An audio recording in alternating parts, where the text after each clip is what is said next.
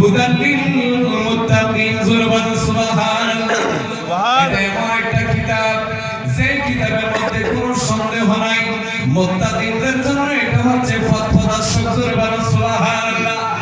ওই কিতাবের মধ্যে আমার আল্লাহ পাক রব্বুল আলামিন বলেন, আলা ইন্না আউলিয়া আল্লাহি লা খাউফুন আলাইহিম ওয়া লা হুম ইয়াহজানুন। আল্লাহু আকবার, আল্লাহু আকবার। আমার আল্লাহ পাক রব্বুল আলামিন বলেন, আলা সাবধান, ইন্না নিশ্চয় আউলিয়া আল্লাহি যারা আল্লাহর বন্ধু হয়ে গেছে, লা খাউফুন তাদের কোনো চিন্তা নাই, লা খাউফুন ওয়া লা হুম ইয়াহজানুন তাদের কোনো ভয় নাই, তাদের কোনো চিন্তা নাই। একটু আগে আরেকটা আয়াতের মধ্যে আল্লাহ পাক রব্বুল আলামিন বলেন, লাহুমুল বুশরা ফিল হায়াতিদ দুনিয়া ওয়া ফিল আখিরাতি। যারা আল্লাহর বন্ধু হয়ে যাবে, যারা আল্লাহর ওলি হয়ে যাবে, তাদের জন্য দুনিয়ার মধ্যে কোনো ভয় নাই, আখিরাতে কোনো টেনশন নাই। তাদের জন্য সুসংবাদ, তাদের জন্য দুনিয়ায় সুসংবাদ, তাদের জন্য আখিরাতেও সুসংবাদ। জোরে বলেন সুবহানাল্লাহ। সুবহানাল্লাহ। ওলিদের জন্য কি দুনিয়ায় সুসংবাদ, তাদের জন্য পরকালে সুসংবাদ। জোরে বলেন সুবহানাল্লাহ। সুবহানাল্লাহ। আজকে আমরা মাসুম শাহ দরবার শরীফের মধ্যে এসেছি। কেন এসেছি? আল্লাহ পাক রব্বুল আলামিন পবিত্র কোরআনুল কারীমের মধ্যে বলেন, ইন্না রাহমাতাল্লাহি করিবুম মিনাল মুহসিনিন। এই দুনিয়ার মানুষেরা, তোমরা আল্লাহর রহমত কোন জায়গার মধ্যে খোঁজো? যেখানে বাজারের মধ্যে আল্লাহর রহমত নাই, অনেক জায়গার মধ্যে আল্লাহর রহমত নাই, অনেক জায়গার মধ্যে আল্লাহর রহমত নাই। হ্যাঁ হ্যাঁ, নিশ্চয় আমার রহমত আছে আমার মুহসিন বান্দা ওলি আল্লাহদের দরবারে। জোরে বলুন সুবহানাল্লাহ।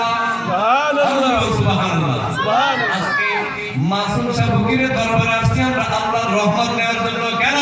রহমত। নাকি বিরিয়ানি? বিরিয়ানি নেওয়ার জন্য না রহমত নেওয়ার জন্য? রহমত। রহমত নেওয়ার জন্য আসছি। এই জন্য যারা এখনো বাইরে আছেন, প্যান্ডেলের বাইরে আছেন, তারা মাজার শরীফের ভিতরে চলে আসেন।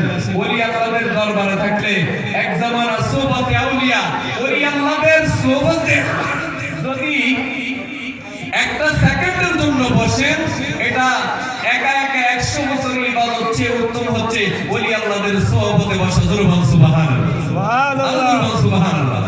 ওলি আল্লাহর দরবারে কি হয়? ওলি আল্লাহর দরবারে আসলে দোয়া কবুল হয়। জোরে বলুন সুবহানাল্লাহ। ইমাম শাফি রাদিয়াল্লাহু তাআলা যখন ওনার কাছে মাসআলার জন্য আসতেন, অনেক মাসআলা ওনার মনে থাকতে না, সমাধান দেওয়ার জন্য ওনার সেই মেধায় এই কুলাইতো না। উনি কি করতেন? ইমামে আযম ইমাম আবু হানিফা রাদিয়াল্লাহু তাআলার মাজার শরীফে যাইতেন, 2 রাকাত নামাজ আদায় করতেন। তারপর ইমামে আযম আবু হানিফা রাদিয়াল্লাহু তাআলার মাজার জিয়ারত করার পরে, দোয়া করার পরে যেই মাসআলা উনি দিবেন, ওই মাসআলা অটোমেটিক ওনার মেধার মধ্যে চলে আসবে। জোরে বলেন সুবহানাল্লাহ। ইমামে আযম ইমাম আবু হানিফা কেমন আল্লাহর ওলি ছিলেন? উনি নামাজের বিছানার মধ্যে যখন কিবলামুখী হয়ে দাঁড়াইতেন, উনি বলতেন, আল্লাহ আমি ইমামে আযম, আমার কোনো ভালো কাজ নাই, কোনো নেকের কোনো কাজ নাই, আমার এই পাকা দাড়িগুলোর উসিলা আল্লাহ তুমি আমি ইমাম আবু হানিফাকে মাফ করে দাও। জোরে বলেন সুবহানাল্লাহ। ইমামে আযম ইমাম আবু হানিফা রাহমাতুল্লাহ আলাইহি উনি ইন্তেকালের আগে উনি উনার কবর উনি নিজে করেছেন। সুবহানাল্লাহ। এই দুনিয়ার মানুষ, তুমি মৃত্যুবরণ করার পরে তোমার কবর করে বেনামাজি, ঠিক না? বেনামাজি তোমার কবর করে, বেরোজগারি তোমার কবর করে, সুদখোর তোমার কবর করে, ঘুষখোর তোমার কবর করে। ইমাম আযম আবু হানিফা রাদিয়াল্লাহু তাআলা বলেন, আমার ইন্তেকালের পরে আমার কবরটা কি নামাজি মানুষে করে নাকি বেনামাজি করে? এই জন্য জীবন দশা উনি নিজের কবর নিজে করে দিয়েছেন। জোরে বলেন সুবহানাল্লাহ। সুবহানাল্লাহ। সুবহানাল্লাহ। নিজের কবর ইমামে আযম ইমাম আবু হানিফা রাদিয়াল্লাহু তাআলা নিজের কবর নিজে করে ওই কবরের মধ্যে 7000 কোরআন খতম দিয়েছে। জোরে বলেন সুবহানাল্লাহ। কয় খতম?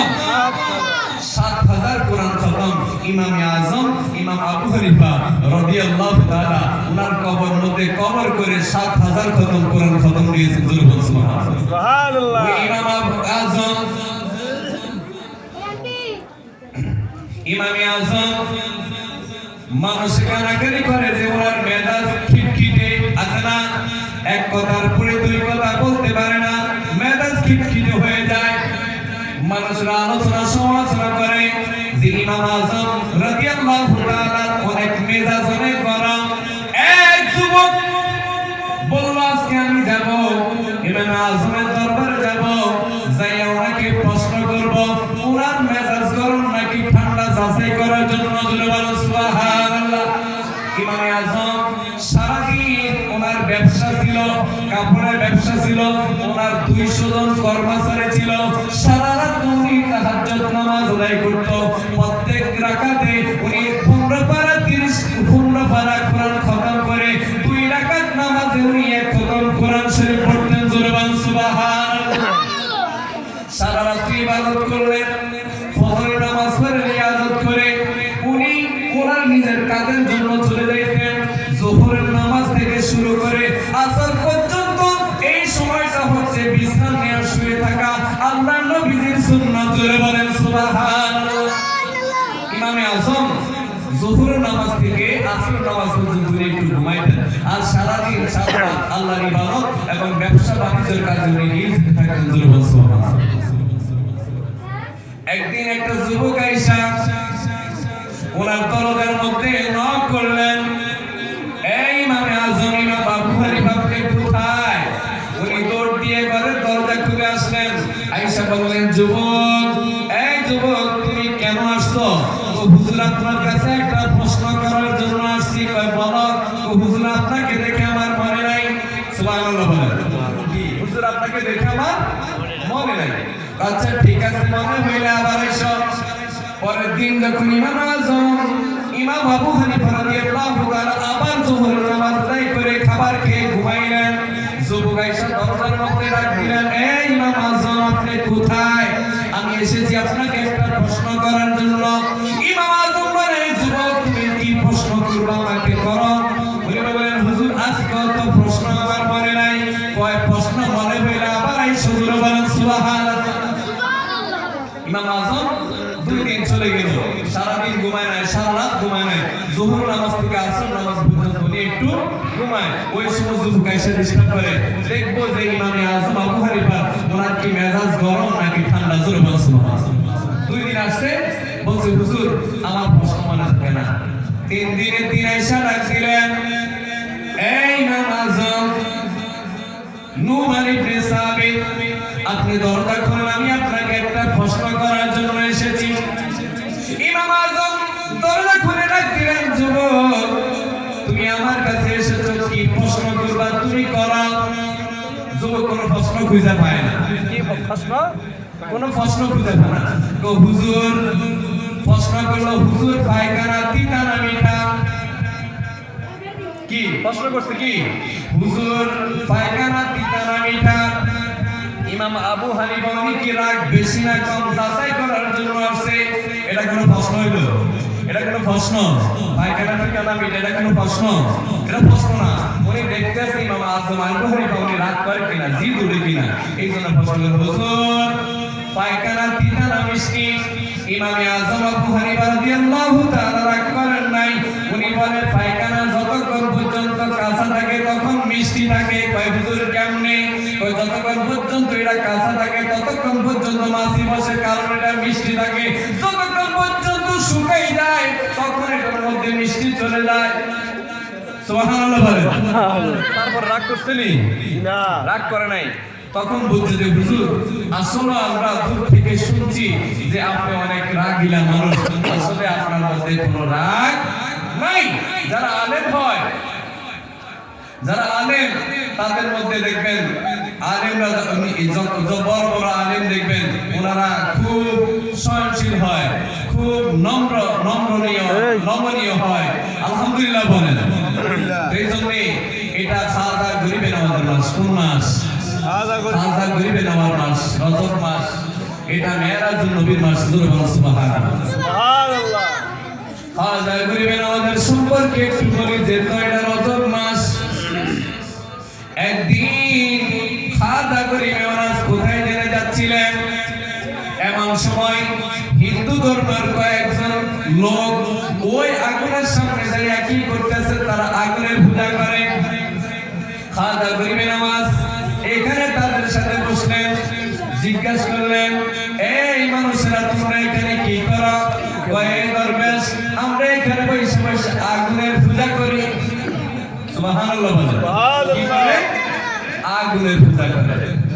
খাজা গরিবের নামাজ প্রশ্ন করলেন, কেন তোমরা আগুনের পূজা করো? ওই সনাতন ধর্মের লোকেরা বলছে, হুজুর আমাদের মৃত্যুর পরে আমাদেরকে আগুনে জ্বালানো হয়, এই আগুন যেন আমাদেরকে জ্বালাইতে না পারে, এই জন্য আমরা আগুনের পূজা করি। কি করে? হুজুর মৃত্যুর পরে যেহেতু আমাদের সনাতন ধর্মের নিয়ম অনুযায়ী আমাদেরকে আগুনে পোড়ানো হয়, আমাদের মৃত্যুর পরে যেন আগুন আমাদেরকে জ্বালাইতে না পারে, এই জন্য আমরা আগুনের পূজা করতেছি। যেটা বলো নাউজুবিল্লাহ। খাজা গরিবের নামাজ বলে, এই মানুষরা আগুনের নিজের কোনো ক্ষমতা নাই, আগুনকে যে সৃষ্টি করছে তার হুকুম ছাড়া আগুনের ক্ষমতা নাই আগুন তোমাকে জ্বালানোর জন্য। জোরে বলেন সুবহানাল্লাহ। যেমন হযরত ইব্রাহিম আলাইহিস সালামকে যখন আগুনের মধ্যে ফেলে দিলেন, আল্লাহ পাক রব্বুল আলামিন ডাক দিয়ে বলেন, আল্লাহ পাক রব্বুল আলামিন বলেন, হে আগুন কুল্লা ইয়া নারু কুনি বারদান ওয়া সালামান আলা ইব্রাহিম। জোরে বলেন সুবহানাল্লাহ। এই আগুন আমার বন্ধু ইব্রাহিম, তোমার আগুনের মধ্যে রাখা হয়েছে, তুমি আগুন ঠান্ডা হয়ে যাও, শীতল হয়ে যাও। জোরে বলেন সুবহানাল্লাহ। ইব্রাহিম আলাইহিস সালাতু ওয়াস সালামের শরীর একটা পশমে আগুনে পোড়াইতে পারে না। জোরে বলেন সুবহানাল্লাহ। আগুন নিয়ন্ত্রণ করে কে? কে নিয়ন্ত্রণ করে? আমাকে আপনাকে কে নিয়ন্ত্রণ করে? আল্লাহ নিয়ন্ত্রণ করে। একজন মানুষের শরীরের মধ্যে অনেকগুলো জয়েন্ট আছে, আপনি জয়েন্ট গুলো নাড়ান কার হুকুমে? আল্লাহর হুকুমে। আমি জবান দিয়ে কথা বলি, এই জবানের মধ্যে একজন ফেরেশতা রয়েছে, আমি চোখে দেখি, এই চোখের জন্য একজন ফেরেশতা রয়েছে, আমি হাত নাড়াচাড়া করি, এই হাতের মধ্যে একজন ফেরেশতা রয়েছে, আমি পা দ্বারা হাঁটি, এই পার মধ্যে একজন ফেরেশতা রয়েছে। জোরে বলেন সুবহানাল্লাহ। আমরা কার নিয়ন্ত্রণ? আল্লাহ নিয়ন্ত্রণে আমরা। তিনি হচ্ছে ইন্নাল্লাহা আলা কুল্লি শাইইন কাদির, যিনি হচ্ছেন সমস্ত